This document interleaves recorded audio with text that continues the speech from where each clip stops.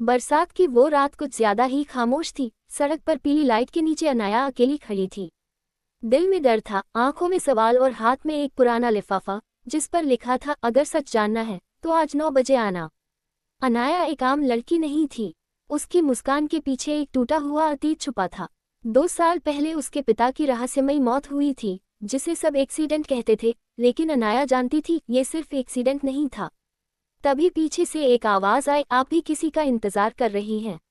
अनाया पलटी, सामने एक लंबा गंभीर चेहरा, आंखों में अजीब सी गहराई। उसका नाम था आरव। नहीं, बस यूं ही, अनाया ने झूठ कहा। आरव हल्की मुस्कान के साथ बोला, अक्सर सबसे बड़े सच यूं ही मिलने वाले अजनबियों से सामने आते हैं। अनाया चौंक गई। क्या ये सिर्फ इत्तेफाक था या कोई साजिश की पहली चाल? तभी अनाया के फोन पर एक मैसेज आया, आरव पर भरोसा मत करना। उसने कांपते हाथों से फोन देखा और सामने खड़े आरव की आंखों में झांका।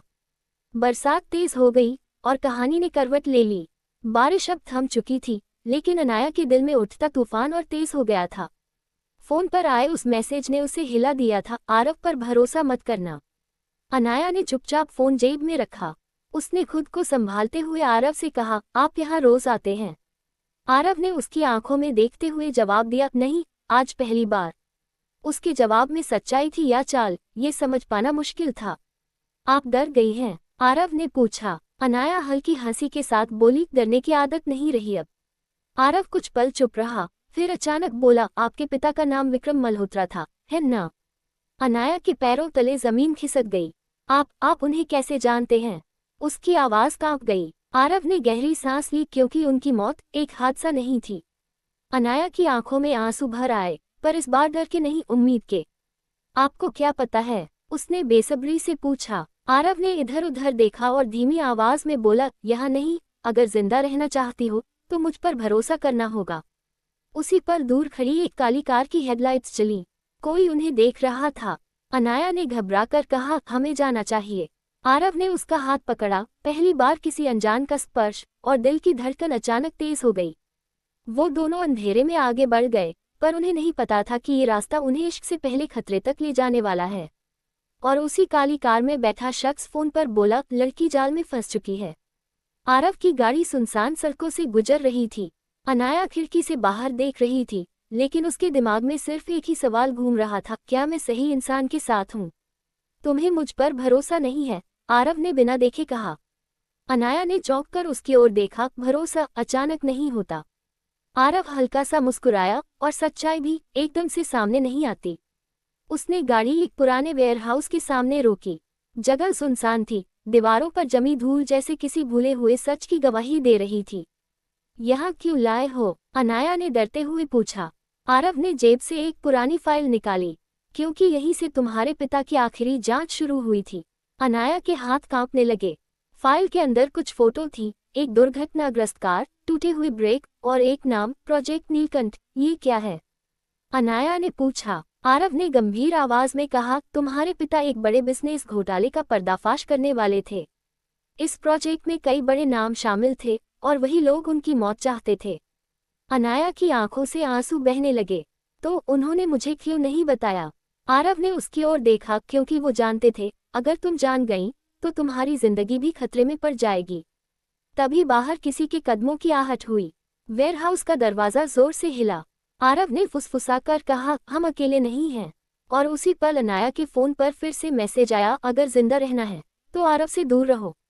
दरवाजा धीरे धीरे खुलने लगा, और परछाई अंदर दाखिल हुई। वेयरहाउस का दरवाजा पूरी तरह खुल चुका था। अंधेरे में एक साया खड़ा था, लंबा, मजबूत कद, और हाथ में चमकती हुई बंदूक।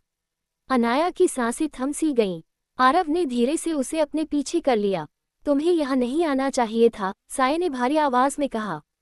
और तुम्हें हमें फॉलो नहीं करना चाहिए था, आरव ने सख्ती से जवाब दिया। साया आगे बढ़ा और रोशनी में आया। अनाया ने उसकी शक्ल देखी तो चौंक गई। इंस्पेक्टर कबीर सिंह, उसके मुंह से निकला। कबीर ने बंदूक नीचे की और बोला, मैं तुम्हें नुकसान पहुंचाने नहीं आया हूं, अनाया। मैं तुम्हारे पिता का दोस्त था। अनाया की आंखों में सवालों की बाढ़ आ गई। तो फिर आपने पहले क्यों कुछ नहीं बताया? कबीर ने गहरी सांस ली, क्योंकि मैं खुद निगरानी में था। तुम्हारे पिता की फाइल दोबारा खुलते ही मुझे मारने की कोशिश हुई। आरव ने दांत भींचते हुए कहा, मतलब दुश्मन बहुत ताकतवर है। कबीर ने सिर हिलाया। प्रोजेक्ट नीलकंठ सिर्फ घोटाला नहीं, ये एक ऐसा नेटवर्क है जो पुलिस, पॉलिटिक्स और बिजनेस सब जगह फैला है। अनाया का दिल बैठ सा गया। तो हम क्या करें? कबीर ने उसकी आंखों में देखते हुए कहा, अब पीछे हटने का कोई रास्ता नहीं। या तो सच सामने आएगा या तुम दोनों जिंदा नहीं बचोगे। उसी पल आरव का फोन बजा। एक अनजान नंबर। आरव, खेल बहुत आगे बढ़ गया है। अनाया को छोड़ दो वरना उसका अगला नंबर होगा। आरव का चेहरा सख्त हो गया। उसने फोन काटा और धीरे से बोला, अब ये लड़ाई सिर्फ सच की नहीं, इश्क की भी है। अनाया ने उसकी ओर देखा और पहली बार उसे एहसास हुआ वो आरव से डरने के साथ साथ उसके करीब भी आ रही है। रात और गहरी हो चुकी थी। वेयरहाउस से निकलते ही कबीर ने अलग रास्ता पकड़ लिया। हम फिर मिलेंगे, इतना कहकर वो अंधेरे में गायब हो गया। आरव और अनाया कार में बैठे, पर इस बार खामोशी भारी थी। तुमने मुझसे कुछ छुपाया है, अनाया ने अचानक कहा। आरव ने ब्रेक लगाए। गाड़ी सुनसान सड़क के बीच रुक गई। क्या? उसने धीरे से पूछा। तुम्हें मेरा नंबर कैसे मिला? मेरे पिता के बारे में इतनी बातें कैसे पता थीं? अनाया की आंखों में भरोसा और शक दोनों थे। आरव ने कुछ पल चुप रहकर कहा, क्योंकि मैं भी इस कहानी का हिस्सा हूँ। उसने अपनी शर्ट की बाँह ऊपर की। कलाई पर एक पुराना जला हुआ निशान था। ये निशान तुम्हारे पिता की वजह से है। मैं उनके लिए काम करता था, एक अंडरकवर इन्वेस्टिगेशन में। अनाया स्तब्ध रह गई। तो क्या ये सब एक प्लान है? आरव ने सिर झुका लिया। शुरुआत में हाँ, पर अब नहीं। अब क्या बदल गया? अनाया की आवाज कांप गई। आरव ने उसकी तरफ देखा। तुम? अनाया का दिल जोर से धड़क उठा। लेकिन उसी पल उसे वो मैसेज याद आया, आरव पर भरोसा मत करना। अगर तुम सच बोल रहे हो, अनाया बोली, तो मुझे सब जानना है, कुछ भी मत छुपाना। आरव ने हामी भरी। कल तुम्हें एक जगह ले जाऊंगा। वहां वो सबूत है जो तुम्हारे पिता की मौत के कातिल तक ले जाएगा। तभी दूर से एक कार ने तेज रफ्तार में उन्हें क्रॉस किया। पीछे से गोली की आवाज आई। धाएं। कार का शीशा टूट गया। आरव ने चिल्लाया, झुको। अनाया कांप रही थी। ये पहली बार था जब मौत उसे इतनी करीब से छूकर गुजरी। पीछे से आवाज आई, तुम दोनों को सुबह तक का वक्त है। सबूत या जिंदगी, कोई एक चुन लो। टूटी हुई खिड़की से ठंडी हवा अंदर आ रही थी। अनाया अभी भी कांप रही थी। आरव ने अपनी जैकेट उसके कंधों पर डाल दी। जब तक मैं जिंदा हूं, तुम्हें कुछ नहीं होगा। ये शब्द थे या वादा, अनाया तय नहीं कर पाए, लेकिन दिल ने उन्हें सच मान लिया। आरव ने गाड़ी स्टार्ट की और तेजी से शहर की तरफ बढ़ गया। सबूत शहर से बाहर है, एक पुरानी फैक्ट्री में। और अगर वो लोग वहां पहले पहुंच गए? अनाया ने घबराकर पूछा। आरव ने आईने में देखा, तो आज रात कोई मरेगा, या वो या हम। कुछ देर बाद वो फैक्ट्री पहुंचे। जगह वीरान थी, जैसे वक्त यहाँ थम गया हो। अंदर जाते ही अनाया की नजर दीवार पर लगे कैमरे पर पड़ी। यहाँ निगरानी है। आरव चौंका। मतलब दुश्मन को पता था हम आएंगे। तभी फैक्ट्री के अंदर की लाइट अपने आप जल गई और सामने खड़ा था इंस्पेक्टर कबीर। आप? अनाया की आवाज भर्रा गई। कबीर ने गंभीर लहजे में कहा, मैंने तुम्हें बचाने के लिए ये किया। आरव आगे बढ़ा। या हमें फंसाने के लिए? कबीर की आंखों में कुछ टूट सा गया। सच जानना चाहती हो अनाया? उसने कहा, तुम्हारे पिता की मौत का पहला गुनहगार मैं हूँ। अनाया के पैरों तले जमीन खिसक गई। क्या? कबीर ने सिर झुका लिया। मैंने केस दबाया था, दबाव में, धमकियों में। तभी पीछे से ताली बजने की आवाज आई। अंधेरे से एक आदमी बाहर आया। ब्रावो कबीर, उसने कहा, अब पूरा सच बोल ही दो। वो आदमी मुस्कुराया, क्योंकि असली खेल तो अब शुरू होगा। अनाया ने उस चेहरे को देखा और पहचान गई। अर्जुन मल्होत्रा, मेरे पिता का पार्टनर। अर्जुन मल्होत्रा की ठंडी मुस्कान फैक्ट्री में गूंज रही थी। वो धीरे धीरे अनाया की तरफ बढ़ा। तुम्हारे पिता बहुत ईमानदार थे, अर्जुन बोला, और यही उनकी सबसे बड़ी गलती थी। अनाया की आंखों में आग थी। आपने उन्हें मरवाया। अर्जुन हंसा। मरवाया नहीं, बस रास्ते से हटाया। आरव ने गुस्से में आगे बढ़ना चाहा, लेकिन कबीर ने उसका रास्ता रोक लिया। मत जाओ, कबीर फुसफुसाया, ये जगह बारूद से भरी है।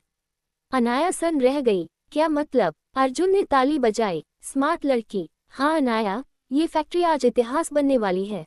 तुम पागल हो, आरव चिल्लाया। अर्जुन ने उसकी तरफ देखा। और तुम बहुत इमोशनल हो गए हो आरव। प्यार मिशन के लिए अच्छा नहीं होता। अनाया ने चौंककर आरव की तरफ देखा।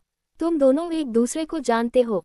अर्जुन मुस्कुराया। बिल्कुल, आरव भी कभी प्रोजेक्ट नीलकंठ का हिस्सा था। ये सुनकर अनाया की आंखें भर आईं। तो सब झूठ था। आरव ने कांपती आवाज में कहा, नहीं, मेरे जज्बात झूठे नहीं हैं। अर्जुन ने घड़ी देखी। Time up. या तो सबूत मुझे दो या फिर ये जगह तुम्हारी कब्र बनेगी।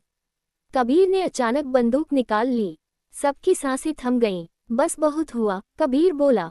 आज फैसला होगा। उसने बंदूक अर्जुन की तरफ मोड़ दी या आरव की तरफ।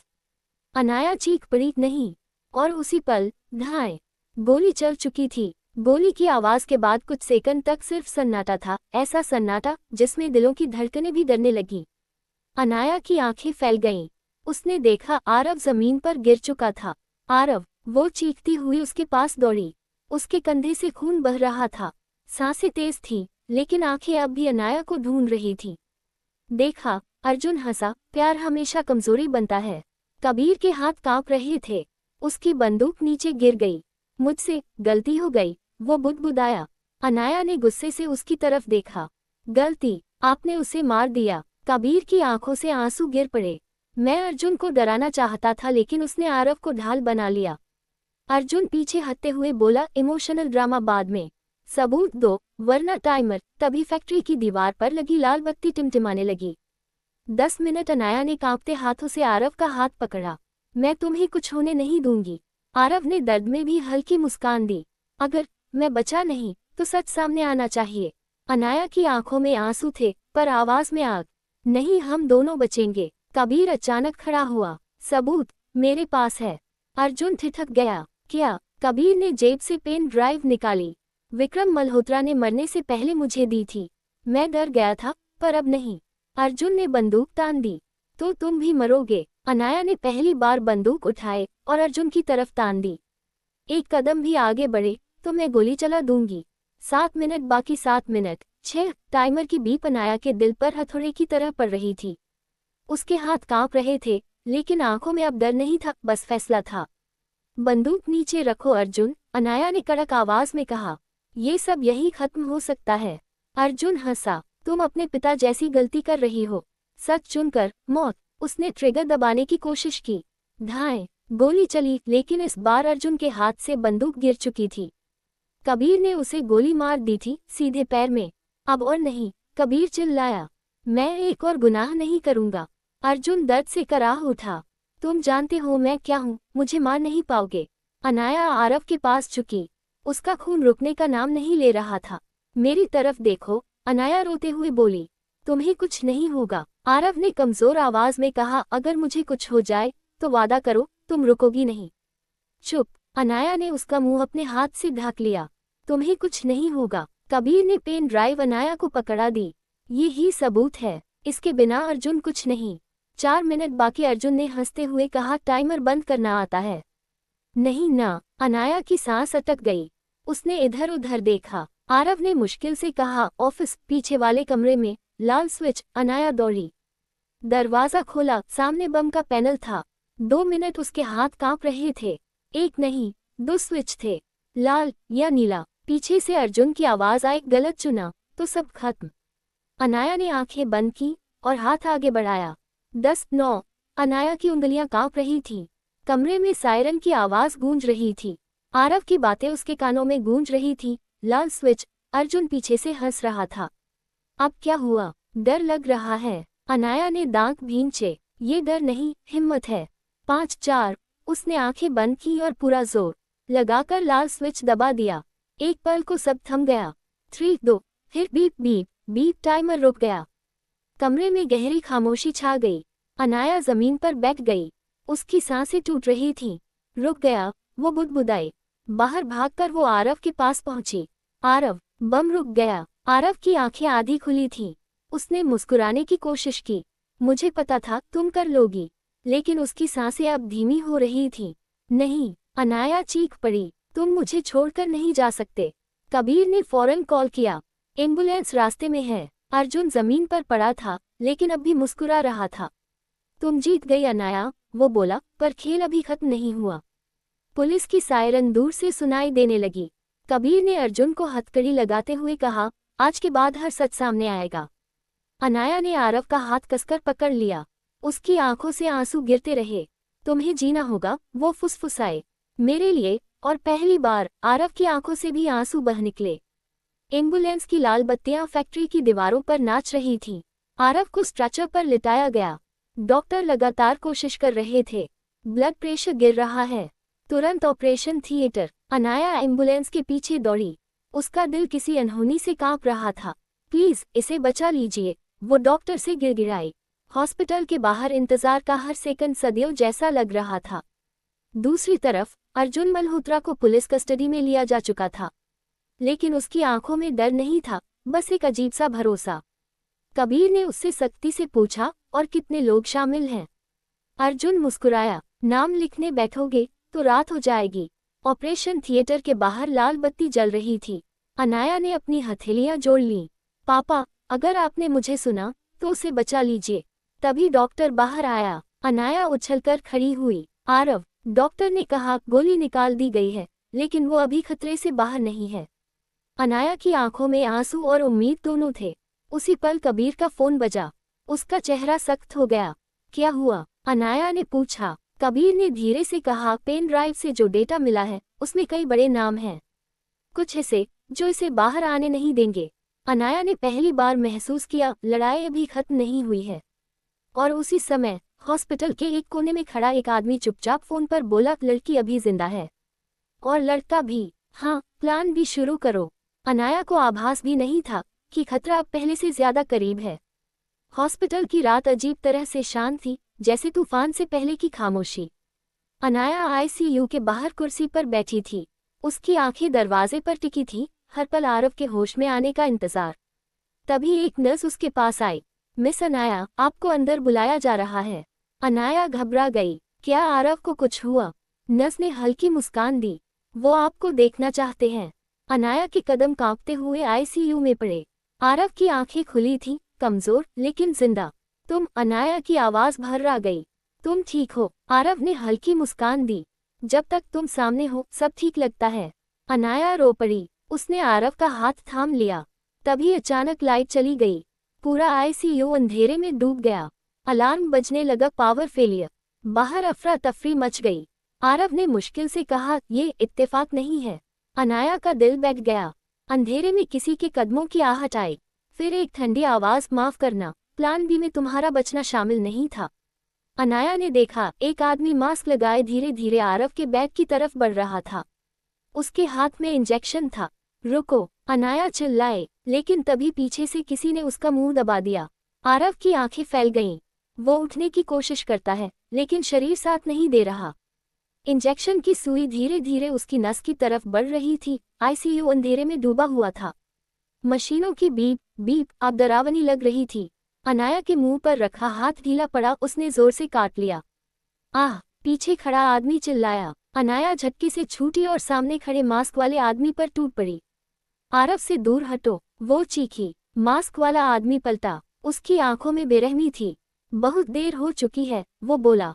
तभी दरवाजा जोर से खुला। पुलिस इंस्पेक्टर कबीर अपनी टीम के साथ अंदर घुस आया।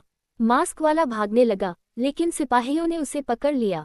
कबीर ने उसका मास्क उतार दिया। अनाया की सांस रुक गई। डॉक्टर शेखर, वो हैरान रह गई। डॉक्टर शेखर, वही सीनियर डॉक्टर जो अर्जुन का निजी मेडिकल सलाहकार था। क्यों? अनाया ने कांपती आवाज में पूछा। डॉक्टर शेखर हंसा। पैसा और डर, ऊपर से आदेश था, लड़का नहीं बचना चाहिए। कबीर ने उसे हथकड़ी लगाई। अब सब सामने आएगा। लाइट वापस आ चुकी थी। डॉक्टरों की टीम अंदर दौड़ी। पेशेंट स्टेबल है, एक डॉक्टर चिल्लाया। अनाया घुटनों के बल बैठ गई। उसकी आंखों से लगातार आंसू बह रहे थे। कबीर ने पेन ड्राइव उसकी तरफ बढ़ाई। सारे सबूत सुरक्षित हैं, अब कोर्ट में ये केस जाएगा। आरव ने कमजोर आवाज में कहा। अनाया, वो उसके पास झुकी। वादा करो, आरव बोला, अगर मुझे कुछ हो जाए तुम सच से पीछे नहीं हटोगी। अनाया ने उसका माथा चूम लिया। अब कोई सच नहीं रुकेगा। लेकिन बाहर खड़ी एक कार में कोई आदमी फोन पर बोला, डॉक्टर फेल हो गया है। अब आखिरी रास्ता बचा है, कोर्ट। उसकी ठंडी हंसी अंधेरे में गूंज गई। कोर्ट रूम लोगों से भरा हुआ था। मीडिया, कैमरे, फुसफुसाहटें और हर चेहरे पर जिज्ञासा। केस का नाम Vikram Malhotra murder case reopen. Anaya गवाही के लिए खड़ी थी। उसके हाथ में वही पेन ड्राइव थी जिसके लिए इतनी जानें खतरे में पड़ी थी। जज ने सख्त आवाज में कहा, गवाही शुरू की जाए। अनाया ने कांपती लेकिन मजबूत आवाज में पूरी कहानी सुना दी। पिता की जांच, प्रोजेक्ट नीलकंठ, आरव पर हमला और हॉस्पिटल में हत्या की कोशिश। डिफेंस वकील खड़ा हुआ। माय लॉर्ड, ये सब एक कहानी है, कोई ठोस सबूत नहीं। तभी कबीर आगे आया। माय लॉर्ड, ये पेन ड्राइव सिर्फ एक सबूत नहीं, पूरा नेटवर्क है। स्क्रीन पर वीडियो चलने लगा। अर्जुन, डॉक्टर शेखर और कई बड़े बिजनेसमैन व नेताओं की रिकॉर्डिंग। कोर्ट रूम में हड़कंप मच गया। अर्जुन पसीने में भीग गया। उसने पीछे मुड़कर देखा। पिछली बेंच पर बैठा एक आदमी धीरे से उठा, महंगा सूट, ठंडी आंखें। जज चौंक गए। मिस्टर राघव वर्मा, वो देश का सबसे ताकतवर उद्योगपति था और अब तक पर्दे के पीछे था। माय लॉर्ड, राघव बोला, इस केस को यही बंद कर देना चाहिए। देश की छवि का सवाल है। अनाया ने उसकी आंखों में आंखें डालकर कहा, मेरे पिता की जान क्या देश की छवि से कम थी? कोर्ट रूम सन रह गया। जज ने हथौड़ा बजाया। मिस्टर राघव वर्मा, आप भी इस केस के आरोपी हैं। पहली बार राघव के चेहरे से मुस्कान गायब हुई। आरव व्हीलचेयर पर बैठा पीछे से अनाया को देख रहा था। उसकी आंखों में गर्व था और प्यार। कोर्ट रूम में हर चेहरे पर सन्नाटा था। जज ने गंभीर स्वर में कहा, इस केस में सभी सबूतों और गवाहियों को ध्यान में रखते हुए निर्णय सुनाया जाता है।